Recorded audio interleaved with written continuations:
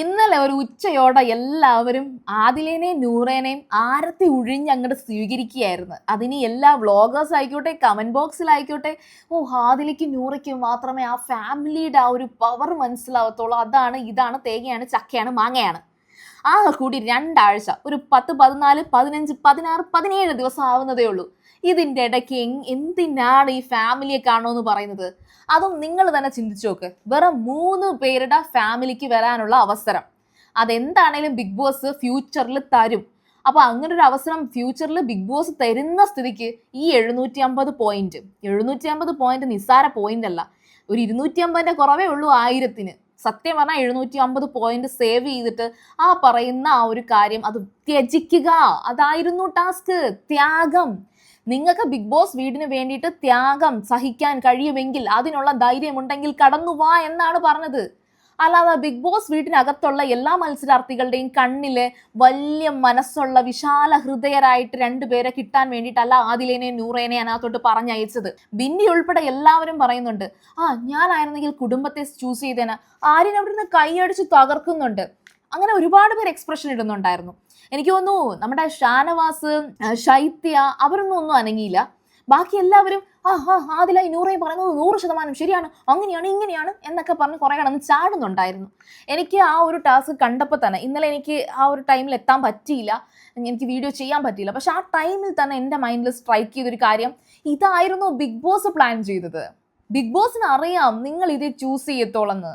പക്ഷെ big boss അങ്ങനെ choose ചെയ്യുന്നതിന്റെ ആ ഒരു ഗെയിം മാറി മറിയാൻ ഈ ഒരു ഒറ്റ കാര്യം മതിയായിരുന്നു. ആദിലേക്കും നൂറയ്ക്കും ചിന്തിച്ചിട്ട് എന്തായാലും 3 പേരുടെ ഫാമിലിയേ ഉള്ളൂ, നമുക്ക് എല്ലാവർക്കും ഫാമിലി ഉണ്ട്, 3 പേരെ ചൂസ് ചെയ്യുക എന്ന് പറയുമ്പോൾ അത് ബുദ്ധിമുട്ടല്ലേ? നമുക്ക് ആ ഒരു കാര്യം വിട്ടേക്കാം.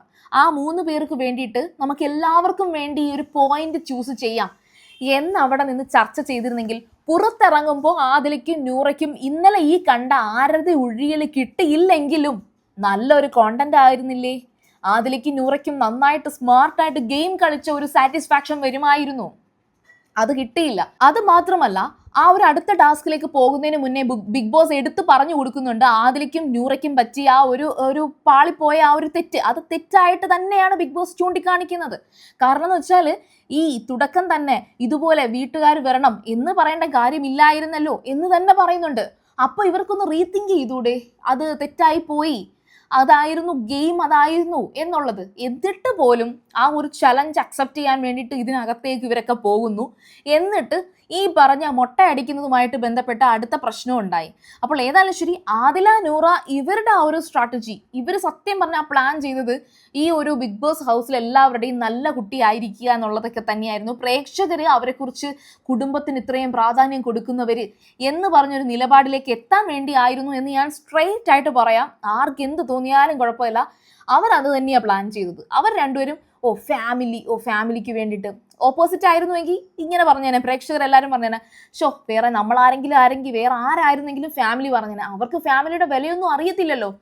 അത് അവർ ഓപ്പോസിറ്റ് പറഞ്ഞിരുന്നുവെങ്കിൽ എന്താണെങ്കിലും ആൾക്കാരെല്ലാം ഡയലോഗേ പറയത്തുള്ളൂ. ഞാൻ ഉൾപ്പെടെ അത് തന്നെയാണ് ചെയ്യുന്നത്. പക്ഷേ ബിഗ് ബോസിലൊരു ടാസ്ക് കളിക്കാൻ വരുമ്പോൾ ഉറപ്പായിട്ടും ഫാമിലിയെ മാറ്റി നിർത്തി ഗെയിം കളിക്കണമായിരുന്നു എന്നാണ് എൻ്റെ ഒരു അഭിപ്രായം.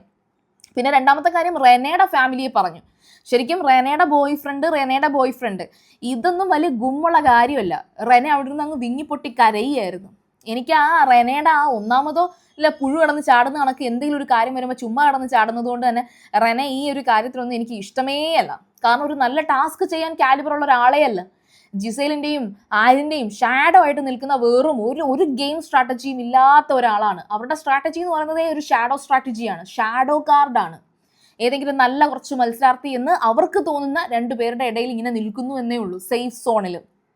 അപ്പോൾ റെനയുടെ ഫാമിലിക്ക് പകരം സരിക്കയുടെ ഫാമിലി പറയാനൊക്കെ ഉദ്ദേശിച്ചിട്ട് പിന്നെ വീണ്ടും അങ്ങ് റെനയുടെ ഫാമിലി ആക്കി. കാരണം എന്ന് വെച്ചാൽ നൂറയും ആദിലയും ആ ഒരു വൃത്തി ടാസ്കിനകത്ത് ഇവരെയാണ് പറയുന്നത്. ആ വൃത്തി ടാസ്കും ആ മോർണിംഗ് ടാസ്കും ഒന്നും എപ്പിസോഡിൽ കാണിച്ചിട്ടില്ല. എനിക്ക് തോന്നുന്നു രേണുസുതിയുടെ പ്രശ്നം ഉണ്ടായതുകൊണ്ടായിരിക്കും.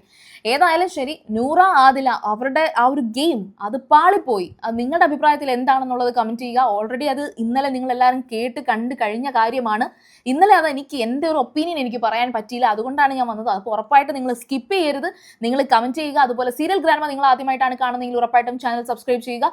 വീഡിയോ ഇഷ്ടമായ ലൈക്ക് ചെയ്യുക, കമന്റ് ചെയ്യുക, ഷെയർ ചെയ്യുക. അപ്പോൾ ഞാൻ പോയി വരാം. ബൈ.